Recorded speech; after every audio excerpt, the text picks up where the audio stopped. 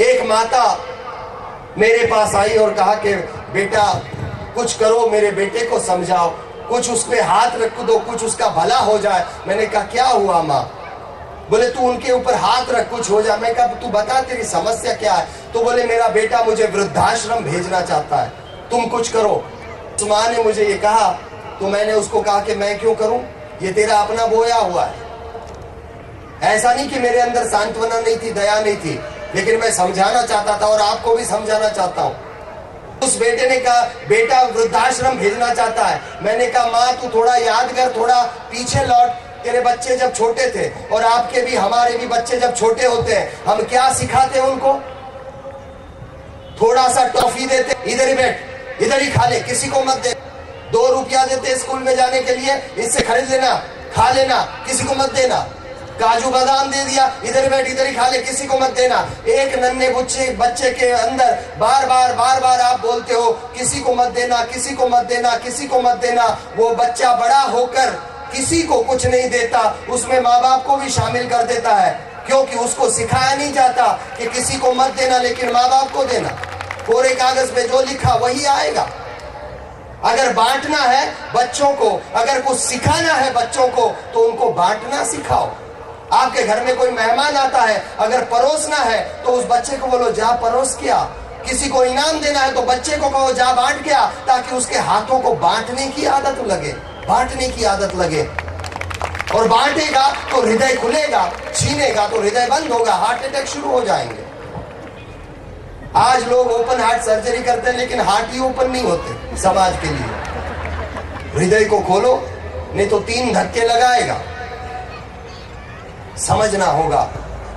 और कई यंगस्टर्स मेरे मित्र यहाँ बैठे हैं जो माता पिता की अवगणना करते हैं, वृद्धाश्रम के लिए सोचते हैं। मेरे दोस्त अपने गर्लफ्रेंड को और अपनी बीवी को डेट पे और कैंडल लाइट डिनर पर हम लेकर जाते हैं। किसी दिन करके देखना मेरे दोस्त, जिस गर्लफ्रेंड और बीवी को तू कैंडल लाइट और डेट पर लेकर जाता है, एक दिन के लिए अपने माँ बाप को लेकर जाना, दिल के धड़कन से आशीर्वाद निकलेगा तेरे लिए। बिना बताए कभी डेट पे लेकर जाना अपने माँ बाप को, या अपने माँ बाप को बिना बताए कैंडल लाइट डिनर पे लेकर जाना, हर श्वास उसका आशीर्वाद देगा तुझे। खुशियों को लूटना होता है। मैंने कल परसों भी बात कही कि बिस्तर में हम जब बच्चे थे तब रात को माँ बाप का बिस्तर गिला किया करते थे, और आज बड़े होकर दिन में माँ बाप की आंखें गीली किया करते हैं। कब तक गिला करते रहोगे? कब तक ये गिला शिकवा? एक माँ बाप अपने 4 बच्चों को एक घर में पाल पोस कर बड़ा करते हैं, लेकिन वही 4 बच्चे जब बड़े हो जाते हैं, एक माँ बाप को अपने 4 घरों में रख नहीं पाते। कैसा दुर्भाग्य है उस बच्चे का। अगर माँ बाप दुखी हुए तो वो परमात्मा और कोई गुरु आपको सुखी नहीं कर पाएगा, इतना याद रखना। जागे जागे। जब वो इस धरती पर थे, तुमने इस धरती पर पहला श्वास लिया, तब माँ बाप तुम्हारे पास थे। जब वो इस धरती पर आखिरी श्वास लेंगे, तुम भी उनके पास रहोगे, इसका संकल्प करना। माँ बाप के प्रति जागे, हर किसी को जागना होगा, संस्कारों के प्रति जागे। कई यंगस्टर्स आज नौकरियों के लिए घूमते हैं, अपने संस्कार और संस्कृति का गौरव भूल गए, तो नौकरियां ढूंढनी पड़ती है। एक व्यक्ति, आज मुझे भी याद है, मैं पिछले बार के मंत्राज में थोड़ी बात मैंने बोली थी इसकी। एक व्यक्ति 40 गांव का, मुकुंद दायमा उसका नाम, मेरे पास आया और कहा कि भैया मुझे आपकी इतनी पहचान है, कोई नौकरी दिलाओ। तो मैंने कहा मूर्ख, तेरे घर में मैं आ चुका हूं और तेरी पत्नी इतने सुंदर व्यंजन बनाती है, खाने की चीजें, तू उसको बेच, नौकरी क्यों मांगता है? ज्यादा कमाएगा, 5-6 हजार की नौकरी से क्या होगा? मैंने उसको एक बात बताई, उसकी पत्नी चकरी बनाती है, वो तीखी नमकीन चकरी होती है ना, गोल गोल गोल। तो मैंने कहा तू उसको बना, उसको बेच, बहुत पैसा मिलेगा। तो उसे थोड़ा लगा कि ये क्या कह रहे हैं। मैंने कहा तू चिंता मत कर, 1-2 जगह के मैं कांटेक्ट दे दूंगा विदेश में, तू वहां पर सिर्फ भेज, अच्छे पैसे कमाएगा। तो मैंने कहा सिर्फ उसके लिए थोड़ा नाम ऐसा रखना था कि लोग वहां पे, अब तू देगा मुकुंद की चक्री, कोई नहीं खरीदेगा। मैक्स चक्री होगा तो तुरंत लोग दौड़ेंगे, क्योंकि भारत के लोगों को आदत पड़ी है थोड़ा ऐसे नाम हो, कोई थोड़ा बनावटी, और ये रैपर को देखते हैं, प्रोडक्ट को नहीं देखते इंडिया के लोग। उसकी बहुत श्रद्धा थी और उसने वो चक्री बनाई। मेरे दोस्तों, जो मेरे पास मुकुंद दायमा 5-7 हजार की नौकरी मांगने आया था। जब मेरे पे श्रद्धा रखी उसने, मैंने कहा कि तू इस चक्री को बेचना। पहले 1 साल के अंदर 2 देशों में, सिर्फ 2 देशों में, 1 साल के अंदर 2 देशों में उसने वो चक्री भेजकर 57 लाख रुपए का टर्नओवर किया। और आज अभी वो व्यवसाय कर रहा है अपना।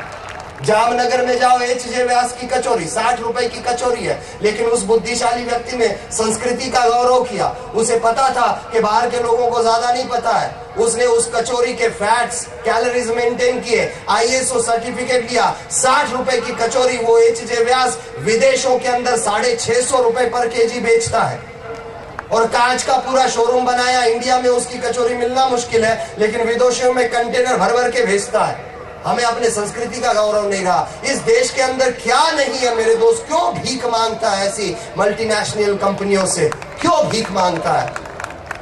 थोड़ी क्रिएटिविटी ला अपने अंदर। पप्पा अगर फार्मिस्ट है, केमिस्ट की दुकान है, तो बेटा उधर ही चिपकेगा, वो भी केमिस्ट की दुकान, उसका बेटा वो भी केमिस्ट की दुकान। 7 पीढ़ियों से हमारा एक ही धंधा है, गौरव लेता है। कुछ नया करना पप्पू, क्रिएटिव हो, कुछ अपनी चीजों को बाहर ले जा, थोड़ा समझ। लोगों को पता नहीं हमारे देश में क्या क्या नहीं है। जितनी फैशन इस भारत देश में है, विदेशों में नहीं है। विदेशों के कपड़े गिनने जाओगे उंगलियां खत्म हो जाएगी। जींस में पैदा होते हैं, जींस में चले जाते हैं। और कई माँ बाप हमारे यंगस्टर्स जो है उनके प्रति शिकायत करते रहते कई बार कि यहाँ आज के यंगस्टर्स संस्कृति से विमुख हो गए हैं, पाश्चात्य संस्कृति की तरफ चले गए। और मैं उनको बार बार कहता हूं, आज के यंगस्टर्स आपसे ज्यादा आगे हैं इस देश में। शायद आपको पता नहीं होगा, आपको भले ही लगता है कि वो पाश्चात्य संस्कृति की तरफ आकर्षित हो रहे हैं, ऐसा नहीं है। मैं भारत में घूमता हूं, अपने मित्रों में घूमता हूं, यूनिवर्सिटी जाता हूं। ये यंगस्टर्स भले ही जीन्स पहनते हैं, लेकिन इनके अंदर जीन्स हमारे ही है, इतना विश्वास रखना। रैपर में मत अटको, हमारी अंदर की प्रोडक्ट हमारी है। आज इस देश के प्रति और धर्म के प्रति यंगस्टर्स में जितनी श्रद्धा है शायद आप में भी नहीं होगी। इतनी विराट चेतना यंगस्टर्स के भीतर हो रही है इस देश को लेकर। घूमोगे तो पता चलेगा। संस्कारों की बात फिर से आ जाती है कि हमारे फैशन देश में जितना है बाहर नहीं है। अरे 12-12 गांव तक ड्रेस बदल जाते हैं, और वो जूते पगड़ी से तो जात पहचानी जाती थी। और फैशन की मैं बात बताऊं, मैंने जैसे कहा जींस में पैदा होते हैं, जींस में चले जाते हैं। देश में, हमारे भारत देश में आओ,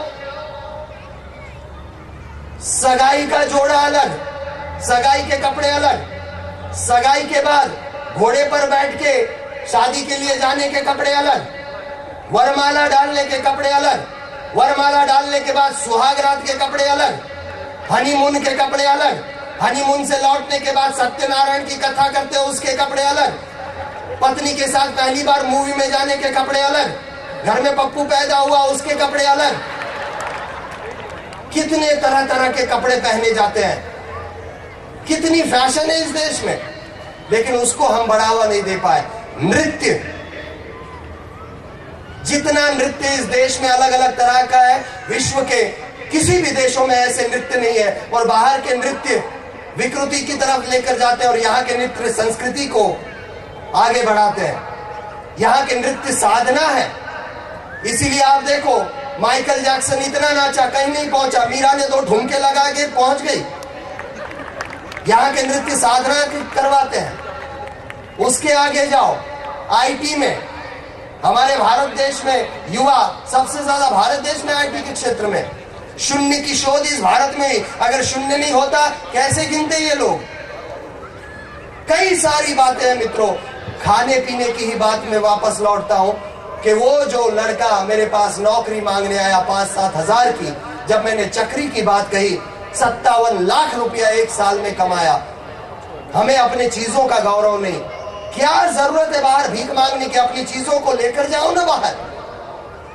पूरनपोली को लेकर जाओ, घुघरा को लेकर जाओ, ढोकला को लेकर जाओ, थेपला को लेकर जाओ, भूसू, गाठिया, ये सब लेकर जाओ। अरे कितनी चीजें। और एक उदाहरण मैं आपको देना चाहूंगा। एक सच्चाई बताना चाहूंगा, मेरा एक दोस्त, बाहर भी नहीं, हमारे खाने पीने की कितनी चीजें हैं, बाहर की अगर मिठाइयां गिनोगे, गिनते जाओ कितनी है, बोलते जाओ, पेस्ट्री, चॉकलेट, केक, पुडिंग, उंगलियां खत्म नहीं हुई अभी, बोलते जाओ और खत्म भी नहीं होगी।